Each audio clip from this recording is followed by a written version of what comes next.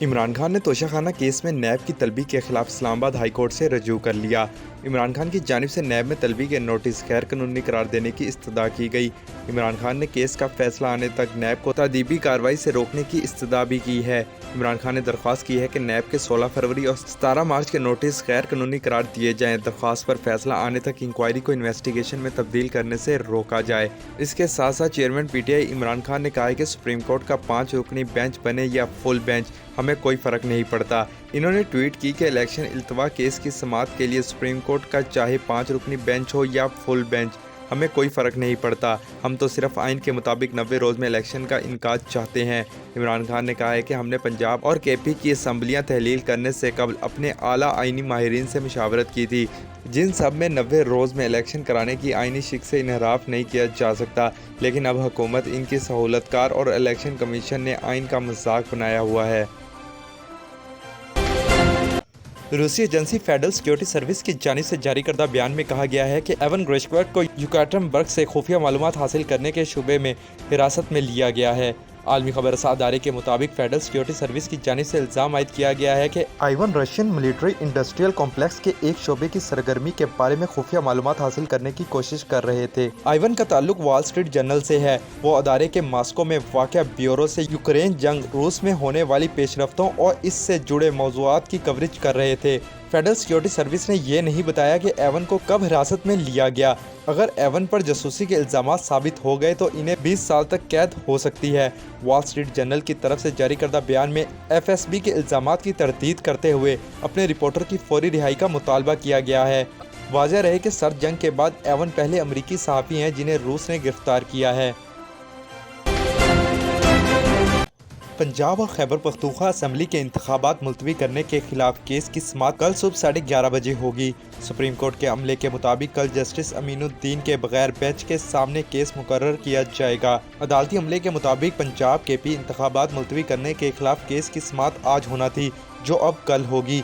याद रहे कि आज समाअत के आगाज़ पर चीफ जस्टिस पाकिस्तान उमर अता बंदयाल ने कहा कि बेंच के रुकन जस्टिस अमीनुद्दीन कुछ कहना चाहते हैं। जस्टिस अमीनुद्दीन ने अपने रिमार्क्स में केस का हिस्सा बनने से माजरत करते हुए कहा कि जस्टिस काजी फाइज ईसा के फैसले के तनाजुर में केस सुनने से माजरत करता हूं। जस्टिस अमीनुद्दीन के बात करने के बाद बेंच कोर्ट रूम से चला गया। पाकिस्तान की वजारत खजाना ने पब्लिक प्राइवेट पार्टनरशिप के तहत मुल्क के 3 बड़े एयरपोर्ट्स आउटसोर्स करने की कार्रवाई का आगाज़ कर दिया है। वजारत खजाना की जानिब से जारी बयान में कहा गया है कि पाकिस्तान ने एयरपोर्ट्स आउटसोर्स करने के लिए वर्ल्ड बैंक के इंटरनेशनल फाइनेंस कॉरपोरेशन से राब्ता किया है। पाकिस्तान कराची, लाहौर और इस्लामाबाद के एयरपोर्ट्स को मुश्तरका तौर पर चलाने के लिए कतर के साथ मुज़ाकरात में रहा है, ताहम इस शराकतदारी की तफसीलात या मुआहिदा सामने नहीं लाया गया। पाकिस्तान बैरूनी सरमायाकारी को फ़रोग देने के लिए कई माह से कतर के साथ मुज़ाकरात कर रहा है। पाकिस्तान को अदायगियों के तवाज़न के बहरान का सामना है और इसके मरकज़ी बैंक के ज़खायर बमुश्किल 4 हफ्तों की दरामदाद कर सकते हैं। पाकिस्तान का अभी तक IMF के साथ मुआहिदा नहीं हो सका। गुज़िश्ता बरस दिसंबर में वज़ीर-ए-आज़म शहबाज शरीफ ने मुल्क के 3 बड़े हवाई अड्डों जिन्ना इंटरनेशनल कराची, इस्लामाबाद इंटरनेशनल और इलामा इकबाल इंटरनेशनल लाहौर की पब्लिक प्राइवेट पार्टनरशिप के तहत आउटसोर्सिंग का अमल शुरू करने की हिदायत की थी। शहबाज शरीफ की ज़ेर सदारत हवाबाजी और पाकिस्तान इंटरनेशनल एयरलाइंस के अमूर पर एक अहम इजलास इस्लामाबाद में मुनक्किद हुआ था। इजलास के शुरा को बताया गया था कि दुनिया भर में हवाई अड्डों की आउटसोर्सिंग मामूल का मुनाफा बख्श अमल है और इसे इंटरनेशनल बेस्ट प्रैक्टिस में शुमार किया जाता है।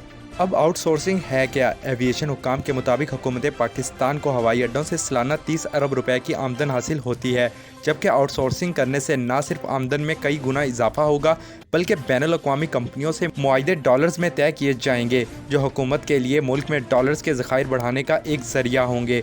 दूसरी जानिब बैनुल-अक़वामी कंपनियाँ लॉन्चेस और टर्मिनल्स में बैनुल-अक़वामी ब्रांड, रेस्टोरेंट्स और दीगर वो तमाम सहूलियत फराहम करेंगी जो बैनुल-अक़वामी सतह पर हवाई अड्डों पर मुसाफिरों को दी जाती हैं। न्यूजीलैंड के खिलाफ वाइट बॉल क्रिकेट सीरीज़ के लिए कौमी टीम में सीनियर खिलाड़ियों की वापसी का इम्कान है। अफगानिस्तान के खिलाफ T20 मैचों की सीरीज़ के लिए बाबर आजम, मोहम्मद रिजवान, हारिस रऊफ और शाहीन शाह अफरीदी को आराम दिया गया था। तमाम न्यूजीलैंड के खिलाफ सीरीज़ के लिए सीनियर खिलाड़ियों की टीम में वापसी का इम्कान जाहिर किया जा रहा है। ज़राए के मुताबिक न्यूजीलैंड के खिलाफ वाइट बॉल सीरीज़ के लिए मुशावरत जारी है और हारून रशीद की सरबराही में कौमी सिलेक्शन कमेटी की जानिब से मुमकिन खिलाड़ियों के नामों पर गौर किया जा रहा है। जराये का बताना है कि T20 स्क्वाड में कम से कम 3 सीनियर खिलाड़ियों की वापसी का इम्कान है, जबकि वनडे सीरीज में तमाम सीनियर्स की वापसी हो सकती है। जराये का कहना है कि न्यूजीलैंड के खिलाफ सीरीज में ऑलराउंडर इमाद वसीम की जगह बरकरार रहने का इम्कान है, जबकि एहसानुल्लाह को वनडे स्क्वाड में शामिल किया जा सकता है। जराये के मुताबिक अफगानिस्तान के खिलाफ T20 सीरीज में शामिल wicket keeper batter Azam Khan, Tayyab Tahir और मोहम्मद वसीम जूनियर को न्यूजीलैंड के खिलाफ सीरीज में ड्रॉप किए जाने का इम्कान है। जराये का कहना है कि न्यूजीलैंड के खिलाफ सीरीज के लिए अब्दुल्ला शफीक और साइम अयूब में से एक खिलाड़ी जगह बरकरार रख सकेगा। याद रहे कि पाकिस्तान और न्यूजीलैंड के दरमियान T20 सीरीज 14 अप्रैल से लाहौर में शुरू होगी। अमेरिकी रियासत केंटकी में अमेरिकी फौज के 2 ब्लैक हॉक हेलीकॉप्टर आपस में टकराकर तबाह हो गए, जिसमें 9 फौजी हलाक हो गए। अमेरिकी फौजी हुक्काम के मुताबिक दोनों ब्लैक हॉक हेलीकॉप्टर रात के तरबीती मिशन पर थे। एक हेलीकॉप्टर में 4 जबकि दूसरे में 5 फौजी सवार थे। मकामी मीडिया के मुताबिक हादसा केंटकी की ट्रिक काउंटी के इलाके फोर्ट कैम्पबेल में मिलिट्री बेस के करीब पेश आया, जहां मामूल की तरबीती प्रवास के दौरान 2 ब्लैक हॉक हेलीकॉप्टर हादसे का शिकार हुए। हादसे में तकरीबन 9 अफराद के जहाँ बहक होने की तस्दीक कर दी गई है। तर्जुमान अमेरिकी फौज ने हादसे की तस्दीक करते हुए कहा है कि हेलीकॉप्टर के हादसे की वजह मालूम नहीं हो सकी, तहकीकाती टीमें काम कर रही हैं। दूसरी जानिब केंटकी के गवर्नर ने हादसे पर अफसोस का इजहार किया है। न्यूयॉर्क में बर्फानी तूफान, मुजस्मा आजादी यखबस्ता हवाओं का तन्हा सामना करने पर मजबूर,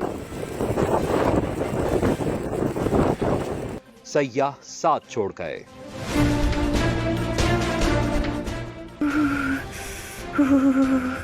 कसम से बहुत सर्दी है। लाहौरी चिली पर आएं, सर्दियों के खाबे खाएं। फ्राई फिश, गर्मा गर्म पाए, haleem, chicken corn soup, biryani, nihari, mutton pulao, टिक्के, कबाब, गाजर का हलवा, कश्मीरी चाय। 1026 कोनी आइलैंड एवेन्यू, ब्रुकलिन, न्यूयॉर्क 718-859-1400।